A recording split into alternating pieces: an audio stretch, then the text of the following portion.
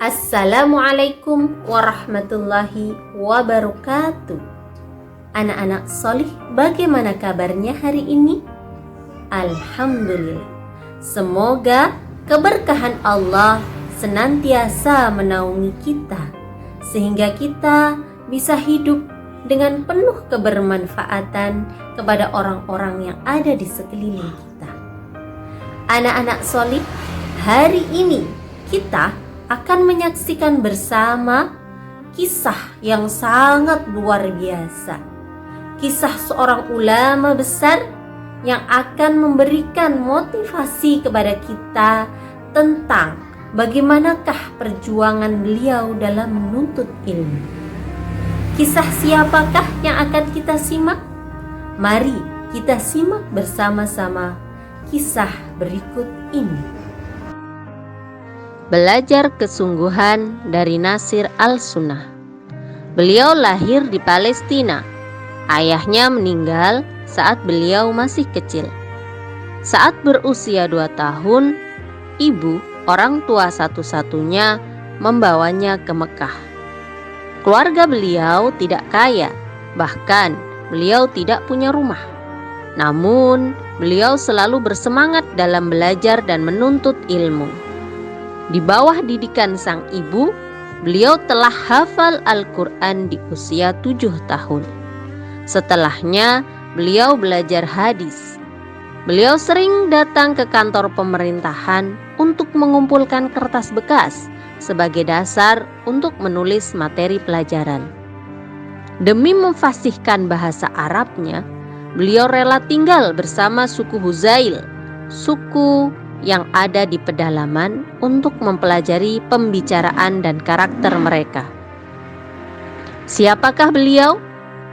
Beliau adalah Muhammad bin Idris bin Abbas bin Uthman bin Safi'i bin Sa'id bin Ubaid bin Abi Yazid bin Hashim bin Abdul Muttalib bin Abdi Manaf al-Quraisy asy-Syafi'i, atau dikenal dengan sebutan Imam Syafi'i, ulama pembela sunnah.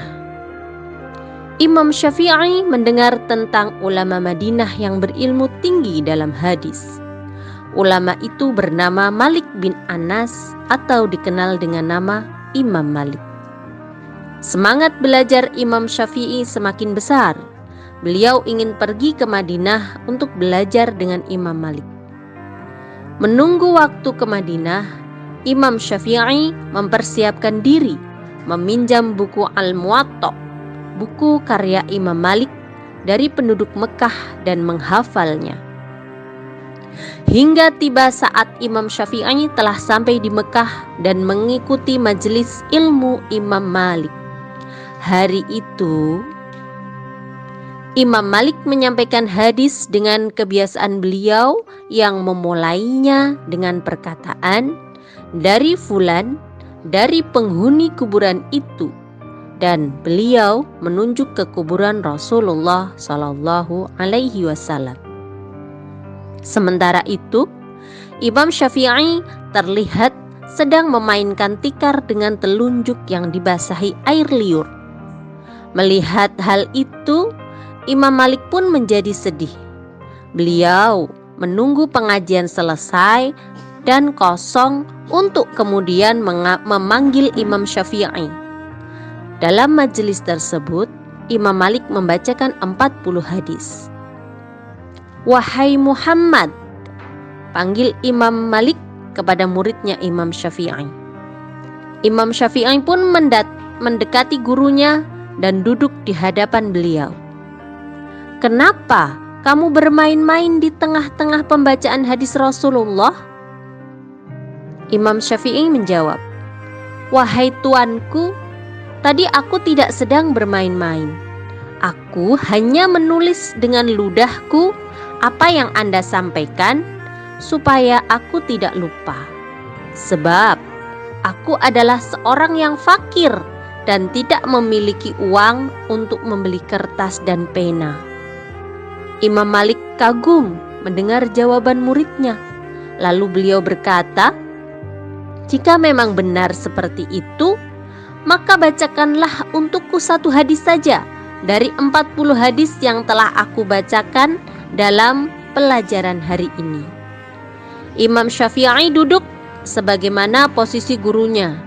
Lalu beliau berkata, dari fulan, dari penghuni kuburan itu. Imam Syafi'i menunjuk ke arah kuburan Rasulullah Sallallahu Alaihi Wasallam persis seperti yang dilakukan oleh gurunya. Setelahnya, Imam Syafi'i membacakan hadis pelajaran hari itu.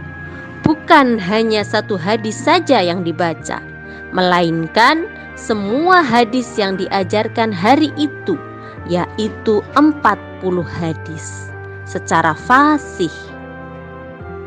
Pada akhirnya, Imam Syafi'i menjadi ulama besar dan terkenal dengan julukan Nasir al-Sunnah atau ulama pembela sunnah. Betapa dahsyat ketekunan Imam Syafi'i. Keterbatasan uang tidak menjadikan Imam Syafi'i menyerah dan tidak bersemangat dalam belajar. Imam Syafi'i tidak bisa membeli kitab Al-Muwatta, maka beliau meminjam dan menghafalnya. Imam Syafi'i tidak punya uang untuk membeli buku dan pena, maka beliau menulis menggunakan jari untuk memasukkan hafalan ke kepala dan hatinya.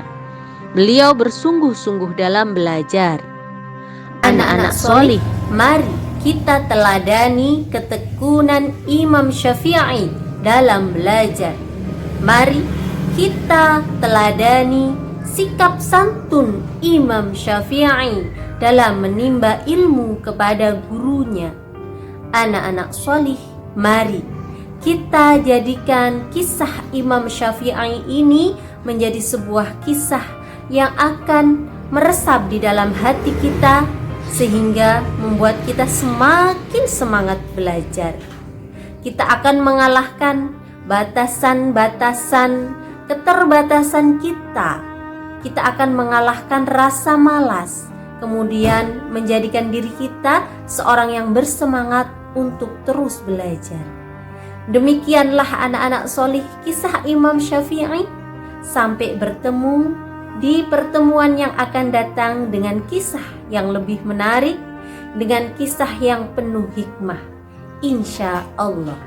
Wassalamualaikum warahmatullahi wabarakatuh.